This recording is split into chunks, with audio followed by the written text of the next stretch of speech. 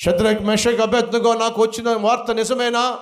నేను నిలబెట్టినటువంటి ప్రతిమకు మొక్కట్లేదట, నిజమేనా? నిజమే, అది తెలిసిందే. అయితే మీకు సెకండ్ ఛాన్స్ ఇస్తున్నాను, మళ్ళా అవకాశం ఇస్తున్నాను. ఏం చేయడానికి? మీ దేవునికి వ్యతిరేకంగా జీవించడానికి.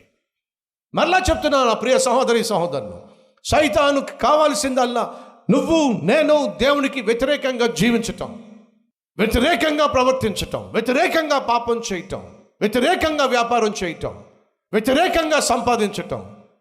దానికి సైతాను అవకాశాలు ఇస్తాడు. నీకు మళ్ళీ అవకాశం ఇస్తాడు, మళ్ళీ అవకాశాలు ఇస్తాడు.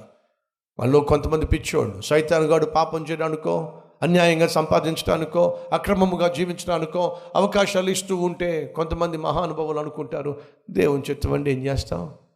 ఏమిటి దేవుని చిత్తమా? జాగ్రత్త సుమా, సెకండ్ ఛాన్స్ ఇస్తున్నాను. అడుగుతున్నా, 10th క్లాస్ ఫస్ట్ క్లాస్లో పాస్ అవ్వాల్సిన నువ్వు అన్ని సబ్జెక్టులో ఫెయిల్ అయిపోయావు అనుకోండి, నువ్వు మాత్రమే ఓడిపోతున్నావా? నిన్ను కన్నది తండ్రి కూడా ఓడిపోతున్నాడు. చెప్తారా కాస్త? నువ్వు ఓడిపోయినప్పుడు, ఎగ్జామ్స్లో ఫెయిల్ అయిపోయినప్పుడు పక్కింటి ఆయన, ఏమండి మీ అబ్బాయి ఫస్ట్ క్లాస్లో పాస్ అవుతారు అన్నారు కదా, రిజల్ట్స్ వచ్చినాయి కదా, ఏమైంది? ఫెయిల్ అయిపోయాడండి. ఏమిటే మీ అబ్బాయి ఫెయిల్ అయిపోయాడా? మా వాడికి స్టేట్ ఫస్ట్ ర్యాంక్ వచ్చింది. నీ తండ్రి విశ్వాసి, అతడు అవిశ్వాసి. నీ తండ్రి ఓడిపోయాడు, తలదించుకున్నాడు. అర్థమవుతుందా సహోదరి సహోదరులు? ఎగ్జామ్లో పాస్ అవ్వాల్సిన కుమారుడు ఎగ్జామ్లో ఫెయిల్ అయినప్పుడు తను ఒక్కడే ఫెయిల్ అవ్వట్లేదు, తన ఇంట్లో ఉన్న అందరినీ ఫెయిల్ చేస్తున్నాడు. సంసోను తన దేవుణ్ణి ఫెయిల్ చేశాడు. వాళ్ళు ఏమన్నారో తెలుసా?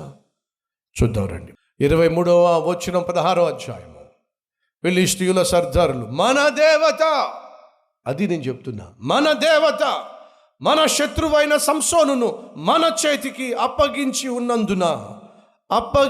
ఉన్నదని చెప్పుకొని తమ దేవత అయిన దాగోనుకును మహాబలి అర్పించుటకును పండుగ ఆచరించుటకును కూడుకొనిరి.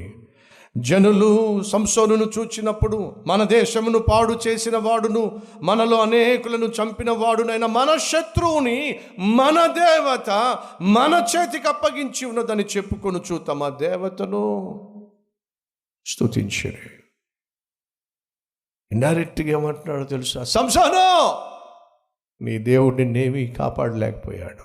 మా దేవత దాగోను నిన్ను మా చేతికి అప్పగించింది. నువ్వు సేవించే నీ దేవుడి కంటే మేము సేవిస్తున్న దాగోనే గొప్పది అని ఇండైరెక్ట్గా చెప్తున్నప్పుడు దేవుడు ఎంతగా అవమానపరచబడ్డాడండి. ప్రియ సహోదరి సహోదరుడా, క్రీస్తు రక్తంలో కడగబడిన నీవు, క్రైస్తవునిగా పిలువబడుతున్న నీవు, తుచ్చమైన నీచమైన అల్పకాల పాప భోగాలకు నువ్వు తావిచ్చినప్పుడు, చోటిచ్చినప్పుడు సైతాన్ వచ్చి దేవునితో అదే అంటాడు.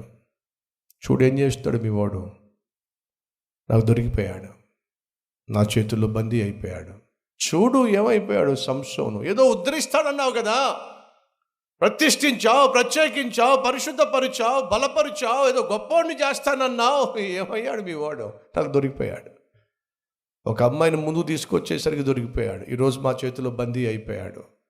దేవునికి ఎంత అవమానం అండి, దేవునికి ఎంత అవమానం అండి. ఈరోజు సహోదరి సహోదరులు, నువ్వు తప్పు చేస్తున్న ప్రతిసారి నీకు తెలియకుండా నీ దేవుణ్ణి అవమానపరుస్తున్నావు, నీ దేవుణ్ణి తలదించుకునే విధంగా చేస్తున్నావు. ఆ రోజు అటు బబులోను దేశపు రాజు ఇదే మాట అన్నాడు. ఏమిటి? మీ దేవుడా? ఊరుకోండి. మీ దేవుడు విడిపించగలవాడైనట్లయితే ఆ రోజు విడిపించేవాడు. మీ దేవుడు విడిపించలేడు కాబట్టి నా చేతికి మీ దేశాన్ని అప్పగించేశాడు. దేవుని ప్రస్తావన వస్తుంది అక్కడ.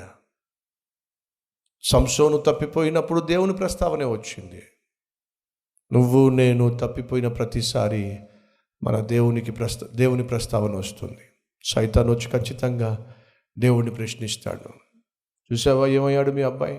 చూసావా ఏమైందో మీ అమ్మాయి? నువ్వు ఎన్నో కలలు కన్నావు, ప్రాణంగా ప్రేమించావు, నీ ప్రాణాన్నే శిలువ మీద అప్పగించావు. ఇలాంటి పాపిస్తోడి కోసమా? ఇలాంటి పాపిస్తాని కోసమా?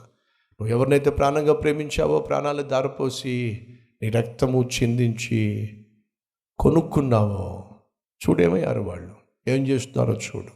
నా చేతుల్లో బానిసలు అయిపోయారు. ఈరోజు మన మధ్య ఎవరైనా ఉన్నారా సంసోను వలె బానిసలైన వాళ్ళు?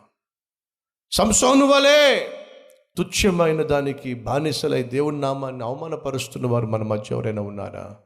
నేను ప్రాణంగా ప్రేమించిన దేవుణ్ణి అవమానపరచటం మనకు క్షేమం అంటారా? ప్రాణంగా ప్రేమించి తన ప్రాణాన్ని నీ కోసం నా కోసం సిలువలో ధారపోసినటువంటి దేవుని యొక్క నామాన్ని నలుగురు మధ్య అవమానపరచటం అది భావ్యం అంటారా, ధర్మం అంటారా? ఒకసారి ఆలోచించండి. ఈరోజు ఉన్న ఫలాన ఉన్నట్టుగా క్షమాపణ కోరుతున్నాను అన్నవారు ఉన్నట్లయితే మీ హస్తాన్ని ప్రభు చూపిస్తారా?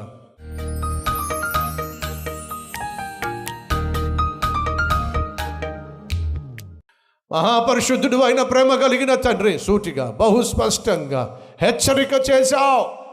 ఆనాడు యెషయా అనే ప్రవక్తను వాడుకొని హెచ్చరిక చేశావు. ఇర్మియా ప్రవక్తను వాడుకొని హెచ్చరిక చేశావు. ఈరోజు ఈ దీన సేవకుణ్ణి వాడుకొని హెచ్చరిక చేస్తున్నావు.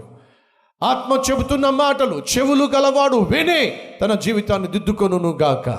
పశ్చాత్తాపపడి తన పాపము నుండి వేరై పరిశుద్ధముగా జీవించును గాక. నాయనా, నీవు శిక్ష విధిస్తే తట్టుకోగలిగిన శక్తి మాకెక్కడుంది నాయన. కాబట్టి అడుగుతున్నా నాయనా, శిక్షించక క్షమించయ్యా. ఇక నుంచి అయినా నీ బిడ్డలుగా జీవించే భాగ్యము దయచేయమని యేసయ్య పేరట వేడుకుంటున్నాం తండ్రి. ఆమేన్.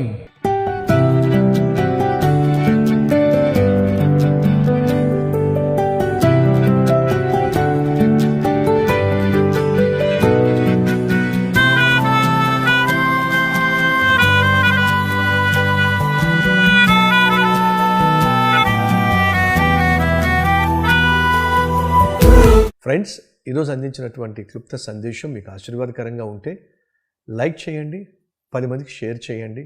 అలాగే ఈ సందేశం వల్ల మీరు ఎంతగా దీవించబడ్డారో ఒక కామెంట్ కూడా పెట్టవలసిందిగా కోరుతూ సెలవు తీసుకుంటున్నాను. Have a blessed day.